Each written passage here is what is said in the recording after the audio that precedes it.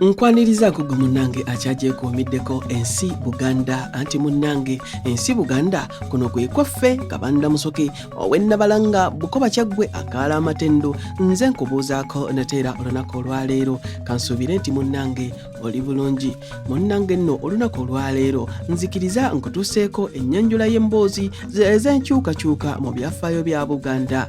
Munnanga nti nno mu bulamu teri nkyukakyuka nnyangu era kyova olaba nga buli nkyukakyuka yonna ey'omuggundu ejja n'obutabanguko buli bwe bayita maama yaake oba v'omwange. Obutabanguko buno si kye kiba ekiruubirirwa ekikulu naye olw'ensonga nti ekipya kiba kizze mu lwatu okutwala ekifo kyekyo ekiriwo oba ekikadde. Enkuubagano yagalagaana ziba zirina okumerukawo. Mu byafaayo eby'obwakabaka bw'e Buganda muzze mubeeramu enkyukakyuka ez'enjawulo naye waliwo ekiseera ekyajja nga kirumye n'ogw'engulu nga kisinzidde. Mu ekyo ekiseera ebyafaayo bya Buganda byajja ne bikyuka nnyo mu ngeri ebigambo gye bitasobola na kugezaako okunnyonnyola bulungi. Enkyukakyuka ezo zaagenda ne zisimba emirandira giri gitereera nkwongere era okugisiguukulula bakutuma eChina ku bigere n'okomawo n'ogisanga ng'era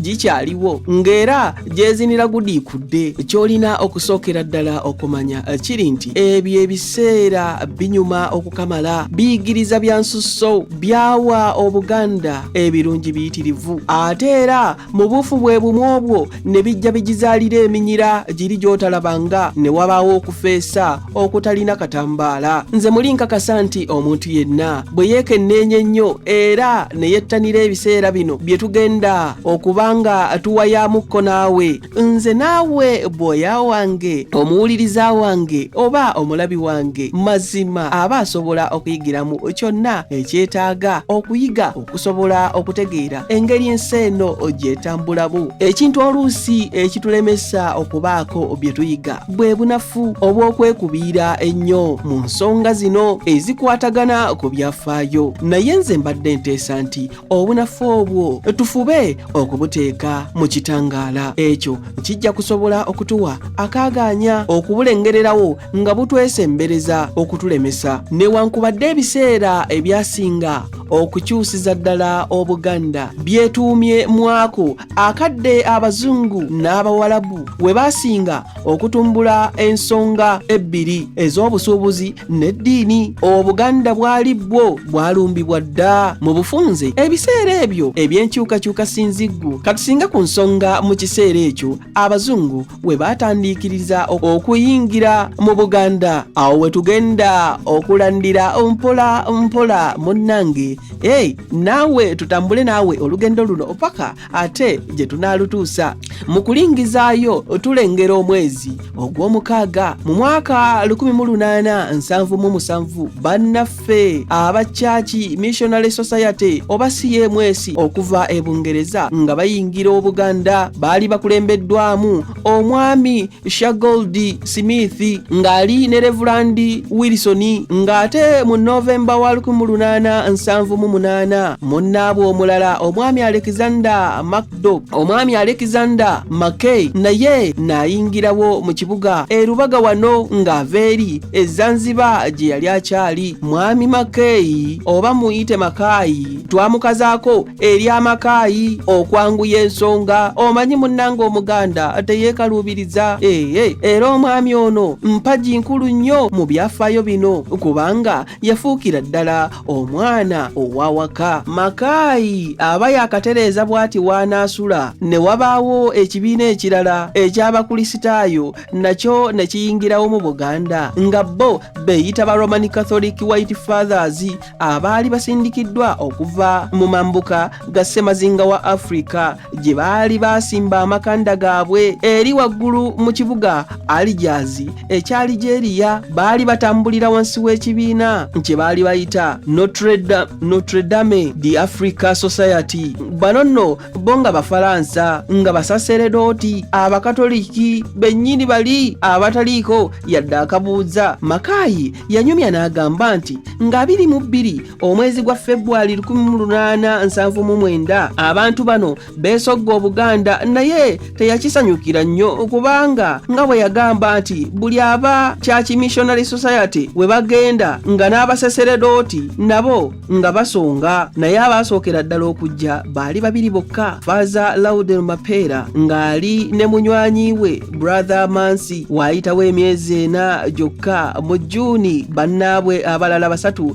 nabo ne babeegattako, Father Baboti Girauti ne Livinchi. Nga nawe bw'okirengedde mu bbanga ery'emyaka 2 gyokka tulengera nga mu Buganda muzzeemu ebitongole 2 eby'enjawulo nga byonna bisinzidde okusimbamu amakanda gaabyo, kyokka ate nga byonna bigamba nti byo bizze kusomesa ekintu kimu kyokka, ekyo Bukristaayo.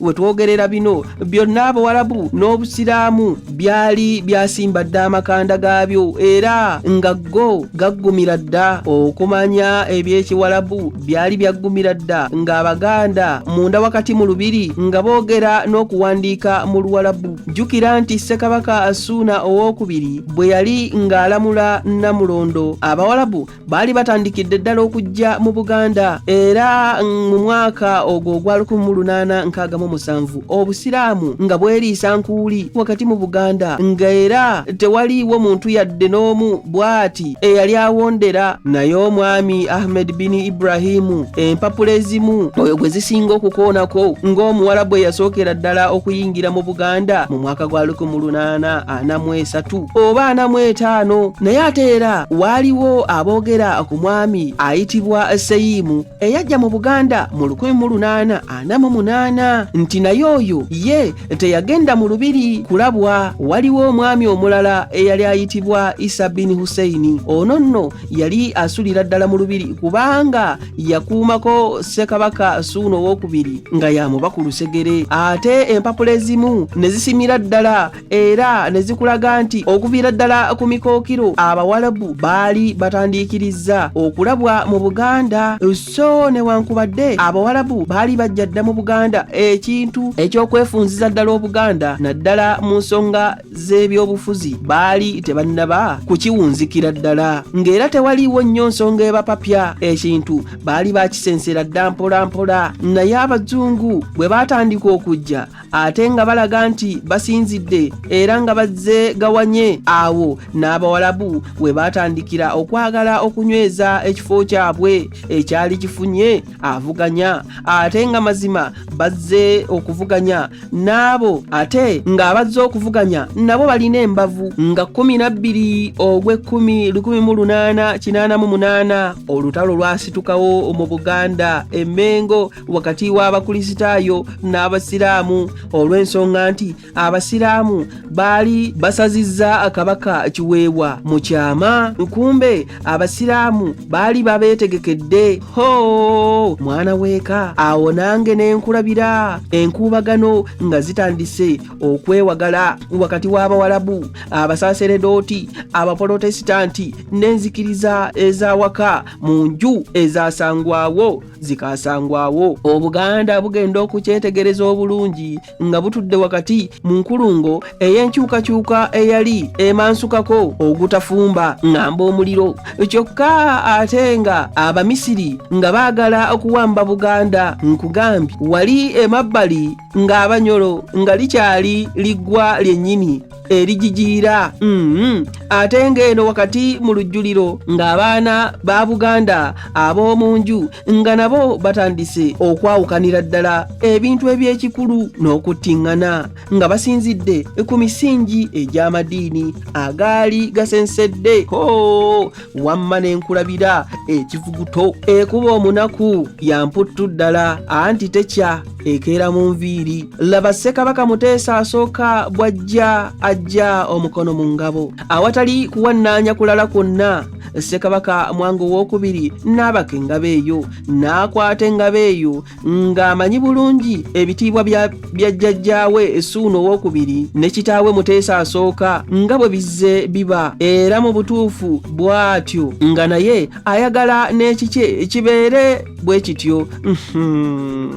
Wazira agenda okutuula ku ntebe y'abajjajjaabe, entebe eyo alamule Obuganda nga bijje bye. Ko Ssekabaka Mwanga II n'agamba nti ebiririra n'etasiriira kazaabike emipiira. Kkirizagaana gwe munnange bwe twazirunda, amazima gali nti entebe eyo yali yabuguma dda, nga okugituulako ng'oba olina kuba nga weesibye 3 2 nga teziyinza kukumala. Ebyo ebiseera byali bizibu nnyo nnyo nnyo nnyo. Abange mulowooza siwe mbikomezzaawo. Tunaddingana ate mu kitundu ekirala ng'ate nkuwa ebirala ebisingako awo. Nkanzire ennabalanga Bukoba Kyaggwe, tuddingana ate mu kitundu ekirala. Ayi Katonda kuuma Namulondo.